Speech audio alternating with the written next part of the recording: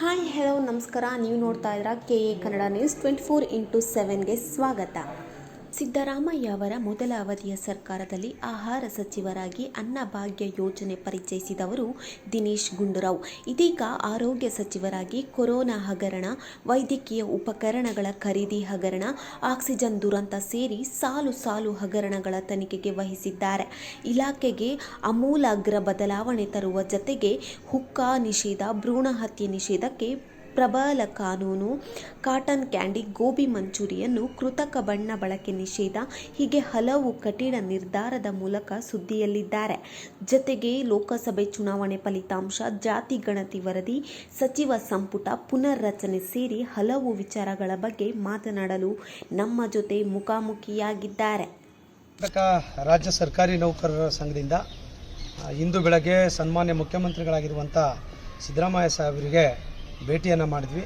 ಮೊದಲನೇದಾಗಿ ಅವರು ಮೊನ್ನೆ ಏನು ಕೇಂದ್ರ ಸರ್ಕಾರ ಆದೇಶ ಮಾಡ್ತು, ನಿನ್ನೆ ಕೇವಲ 4 ಗಂಟೆ ಒಳಗಾಗಿ 3.75 ತುಟ್ಟಿ ಭತ್ಯೆಯನ್ನು ನಮ್ಮ ರಾಜ್ಯದ 6 ಲಕ್ಷ ನೌಕರಿಗೆ ಕೊಡುವಂಥ ಕಾರಣಕ್ಕಾಗಿ ಒಂದು ಅಭಿನಂದನೆಗಳನ್ನು ಕೂಡ ಸನ್ಮಾನ್ಯ ಮುಖ್ಯಮಂತ್ರಿಗಳಿಗೆ ಸಲ್ಲಿಸಿದ್ವಿ. ಮುಂದುವರೆದ ಭಾಗವಾಗಿ ಈ ರಾಜ್ಯದ ಎಲ್ಲ ನೌಕರಿಗೂ ಕೂಡ ಅತ್ಯಂತ ಕಾತುರದಿಂದ ನಿರೀಕ್ಷೆಯಿಂದ ಕಾಯ್ತಾ ಇರುವಂಥ 7ನೇ ವೇತನ ಆಯೋಗದ ಸಮಿತಿಯಿಂದ ವರದಿಯನ್ನು ಪಡೆದು ಆ ವರದಿಯನ್ನು ಸಚಿವ ಸಂಪುಟದ ಮುಂದೆ ಮಂಡಿಸಿ ಅದನ್ನು ಸರ್ಕಾರಿ ಆದೇಶದ ಮೂಲಕ ಅನುಷ್ಠಾನಗೊಳಿಸುವಂಥ ಒಂದು ದೊಡ್ಡ ಕಾರ್ಯ ಸರ್ಕಾರದ ಮೇಲಿದೆ.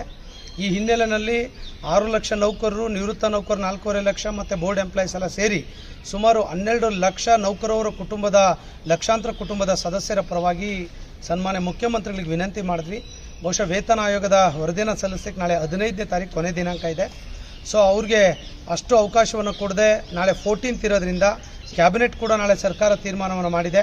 ಆದಷ್ಟು ಇವತ್ತು ಅಥವಾ ನಾಳೆ ಒಂದು ವರದಿಯನ್ನು ಸ್ವೀಕರಿಸಿದ್ರೆ ಅದನ್ನು ಕ್ಯಾಬಿನೆಟ್ ಮುಂದೆ ಮಂಡಿಸಿ ಅದನ್ನು ಇಂಪ್ಲಿಮೆಂಟ್ ಮಾಡುವಂಥ ಕೆಲಸವನ್ನು ಸರ್ಕಾರ ಮಾಡಬೇಕಾಗ್ತದೆ ಎನ್ನುವಂಥ ವಿನಂತಿಯನ್ನು ಕೂಡ ಮಾನ್ಯ ಮುಖ್ಯಮಂತ್ರಿಗಳಿಗೆ ಮಾಡಿಕೊಂಡಾಗ ಸನ್ಮಾನ್ಯ ಮುಖ್ಯಮಂತ್ರಿಗಳು ಅತ್ಯಂತ ಸಕಾರಾತ್ಮಕವಾಗಿ ಹೇಳಿದರು.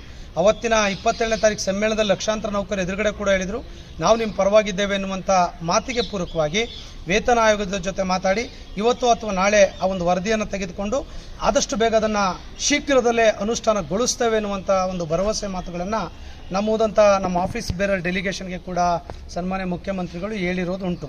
ಸೊ ಈ ಕಾರಣಕ್ಕಾಗಿ ನಮಗೆ ಒಂದು ಕಡೆ ಭರವಸೆ ಬಂದಿದೆ, ಎಲ್ಲ ಒಂದು ಕಡೆ ಬೇರೆ ಬೇರೆ ಕಾರಣಗಳಿಗೆ ವಿಳಂಬ ಆಗಿತ್ತು. ಆದರೆ ಚುನಾವಣಾ ನೀತಿ ಸಂಹಿತೆಗಳು ಬೇರೆ ಬರ್ತದೆ, 14 ಬರುತ್ತೆ, 15 ಅಂದರು, ಈಗ 18 ಅಂತಾರೆ.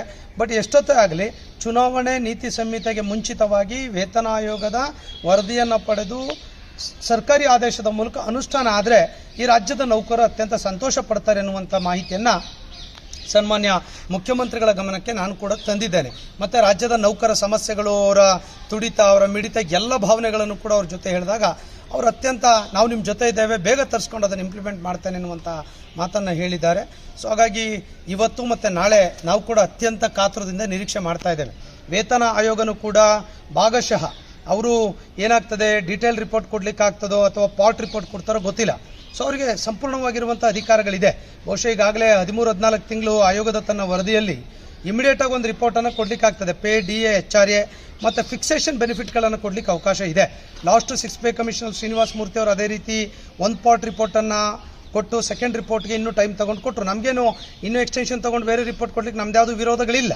ಇಮಿಡಿಯೇಟ್ ಆಗಿ ಫಿಟ್ಮೆಂಟ್ ಬೆನಿಫಿಟ್ ಸಿಗಬೇಕಾಗಿರುವಂಥ ಹಿನ್ನೆಲೆಯಲ್ಲಿ ಪೇ, DA, ಫಿಟ್ಮೆಂಟ್, HRA ಬಗ್ಗೆ ಇಮಿಡಿಯೇಟ್ ವರದಿ ಕೊಡಿ ಎನ್ನುವಂಥದ್ದನ್ನು ಕೂಡ ಕಳೆದ 3 ದಿನಗಳಿಂದ ವೇತನ ಆಯೋಗದವರಿಗೆ ಕೂಡ ರಿಕ್ವೆಸ್ಟ್ ಮಾಡಿದ್ದೇವೆ. ಅವರು ಕೂಡ ಪಾಸಿಟಿವ್ ಆಗಿದ್ದಾರೆ.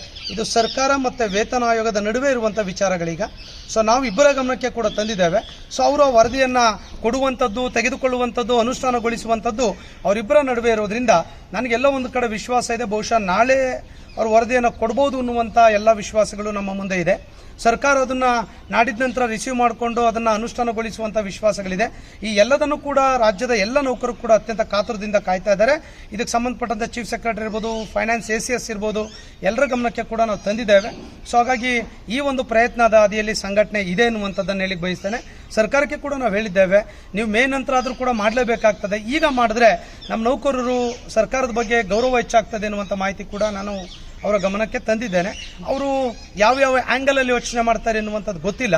ಸೊ ಹಾಗಾಗಿ ಎಲ್ಲ ಮಾಹಿತಿಗಳು ಕೂಡ ಸರ್ಕಾರದ ಗಮನದಲ್ಲಿದೆ, ಮುಖ್ಯಮಂತ್ರಿಗಳ ಗಮನದಲ್ಲಿದೆ, ವೇತನ ಆಯೋಗದ ಅಧ್ಯಕ್ಷ ಸದಸ್ಯರ ಗಮನದಲ್ಲಿದೆ, ಸರ್ಕಾರದ ಉನ್ನತ ಮಟ್ಟದ ಅಧಿಕಾರಿಗಳ ಗಮನದಲ್ಲಿರೋದ್ರಿಂದ ಎಲ್ಲ ಒಂದು ಕಡೆ ಇದಾಗ್ತದೆ ಅನ್ನುವಂಥ ವಿಶ್ವಾಸದ ಭರವಸೆ ಅಭಿಪ್ರಾಯ ನನ್ನಲ್ಲಿದೆ. ಸರ್ ಇಲ್ಲಿ ತಮಗೆ ಗೊತ್ತಿರಲಿ, ಒಂದು ಸಮಿತಿ ವೇತನ ಆಯೋಗವನ್ನು ಸರ್ಕಾರ ರಚನೆ ಮಾಡಿದ ಮೇಲೆ ವೇತನ ಆಯೋಗ ವರದಿ ಕೊಡದೆ ಸರ್ಕಾರ ಏನೂ ಮಾಡ್ಲಿಕ್ಕೆ ತಮ್ಗೆ ಗೊತ್ತಿದೆ. ಅದು ಕಾನ್ಸ್ಟಿಟ್ಯೂಷನ್ ಬಾಡಿ ಇರ್ತದೆ. ಹಾಗ್ಯಾಗೋ ನಾವು ವೇತನ ಆಯೋಗದ ಮುಂದೆ ಧರಣಿನೂ ಮಾಡೋಕ್ಕೆ ಬರಲ್ಲ, ಸ್ಟ್ರೈಕ್ ನಿಮ್ಗೆ ಗೊತ್ತಿರುವಂಥ ವಿಚಾರ. ಸೊ ಕಮಿಷನ್ ಅಂದರೆ ಸ್ವತಂತ್ರ ಸಂಸ್ಥೆ, ಅದು ಸರ್ಕಾರಕ್ಕೆ ತನ್ನ ವರದಿಯನ್ನು ಕೊಡಬೇಕು. ಅದು ಕೊಟ್ಟ ಮೇಲೆ ನಾವು ಸರ್ಕಾರದ ಮೇಲೆ ಪ್ರೆಷರ್ ಹಾಕಿ ಮಾಡಬೇಕಾಗ್ತದೆ. ಮುಖ್ಯಮಂತ್ರಿಗಳು ಮೊನ್ನೆ ಬಂದಂಥ ಸಂದರ್ಭದಲ್ಲಿ 27ನೇ ತಾರೀಕು ಫೆಬ್ರವರಿ ಇದ್ದಾಗ ಮಾರ್ಚ್ 15ರವರೆಗೆ ಕೂಡ ಟೈಮ್ ಇತ್ತು. ಈಗಾಗಲೇ 15 ದಿವಸ ಆಗಿದೆ. ಸೊ ಆ ವರದಿಯನ್ನು ಅದು ತೆಗೆದುಕೊಳ್ಬೇಕಾಗ್ತದೆ. ಅದನ್ನು ಬಿಟ್ಟುಬಿಟ್ಟು ಅದು ಅವತ್ತಿನ ದಿವಸನೇ ಅನೌನ್ಸ್ ಮಾಡಲಿಕ್ಕೆ ಕೂಡ ಸರ್ಕಾರಕ್ಕೆ ಕಷ್ಟ ಆಗ್ತದೆ, ನನಗೆ ಕೂಡ ಗೊತ್ತಿದೆ. ಆದರೆ ಮುಖ್ಯಮಂತ್ರಿಗಳೊಂದು ಭರವಸೆ ಮಾತು ಹೇಳ್ಬೋದಿತ್ತು. ಈ ವಿಡಿಯೋ ಇಷ್ಟ ಆಗಿದ್ದಲ್ಲಿ ಲೈಕ್ ಮಾಡಿ, ಶೇರ್ ಮಾಡಿ, ಕಮೆಂಟ್ ಮಾಡಿ. ಇನ್ನು ಹೆಚ್ಚಿನ ಹೊಸ ಸುದ್ದಿಗಾಗಿ KA ಕನ್ನಡ ನ್ಯೂಸ್ 24/7 ಚಾನಲ್ನ ಸಬ್ಸ್ಕ್ರೈಬ್ ಮಾಡಿ.